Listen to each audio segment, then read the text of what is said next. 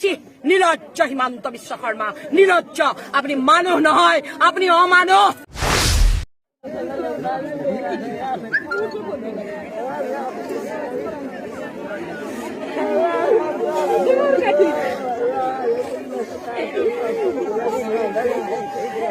এখেত মোৰ একো নহয়, এখেত এগৰাকী ভাৰতীয় মহিলা, এগৰাকী ভাৰতীয় বৃদ্ধা, এগৰাকী ভাৰতীয় বৃদ্ধাৰ এই অৱস্থা আজি কিয়?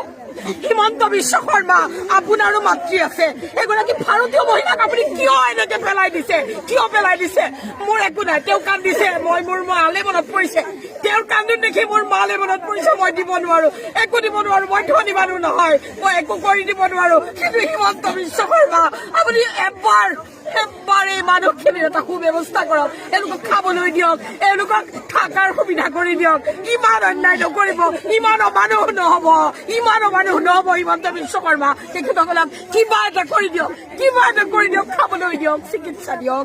এই মানুহগৰাকী যদি বাংলাদেশী আপুনি উলিয়াই খেদি দিয়ক, এয়া মোৰ আপোনালৈ কাতৰ অনুৰোধ। ভাত বনাবলৈ চৌকা নাই, তেখেতসকলে ঘৰৰ ভেটিটোত মাটি উঠাব নোৱাৰে, তেখেতসকলে ঘৰৰ ভেটিটোত মাটি উঠাব নোৱাৰে। চৰকাৰে তেওঁলোকক ইয়াত থাকিবলৈ দিছে, কিন্তু ঘৰৰ ভেটিটোত মাটি উঠাবলৈ দিয়া নাই।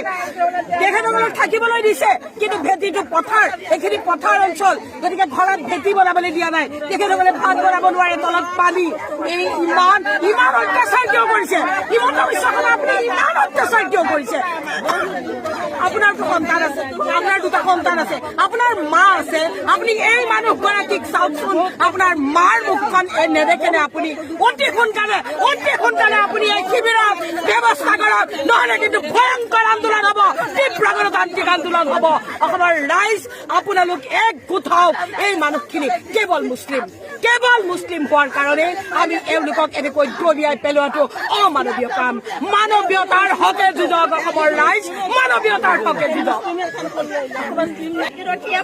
মই এই কাৰণে অহা নাছিলো, আজি 2 মাহ 2.5 মাহ হৈ যোৱাৰ পাছত মই এই কাৰণেই চাংমাজিলৈ অহা নাছিলো, কাৰণ মই এওঁলোকক একো দিব নোৱাৰো। মই ধনী মানুহ নহয়, মোৰ একো নাই দিবলৈ, মোৰ কোনো ক্ষমতা নাই। তথাপিও মই ৰাইজৰ আহ্বান নেওচিব নোৱাৰি আহিলো, মই আজি ইয়াত ভাগি পৰিছো। তেখেতসকলে কেঁচুৱা লৈ আছে, খাবলৈ একো নাই। কিয় এনেকুৱা হৈছে? এনেকুৱা কিয় কৰিছে হিমন্ত বিশ্ব শৰ্মা?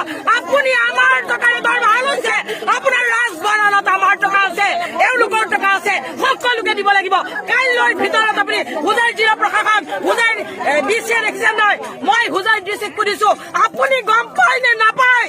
হোজাই ডিচি আপুনি গম পায় নে নাপায়? আপোনাৰ অঞ্চলত এই মানুহবিলাক লঘোনে আছে।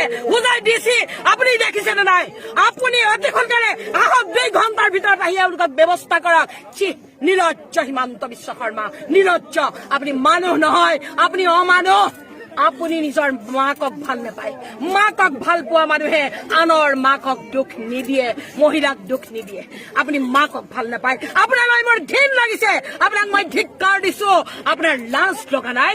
ইহঁতৰ টকাৰে হেলিকপ্টাৰত উঠি ঘূৰি ফুৰিছে, আৰু এই কেঁচুৱাটোৱে লঘোনে আছে, এই বৃদ্ধগৰাকী লঘোনে আছে। আপোনাৰ লাজ লগা নাই? ধিক্কাৰ দিলো। অসমৰ ৰাইজে প্ৰতিবাদ গঢ়ি তোলক। চাংমাজিৰ এই শিবিৰ এই মানুহখিনিয়ে খাবলৈ পাব লাগিব। অসমৰ ৰাইজ তীব্ৰ প্ৰতিবাদ গঢ়ি তোলক।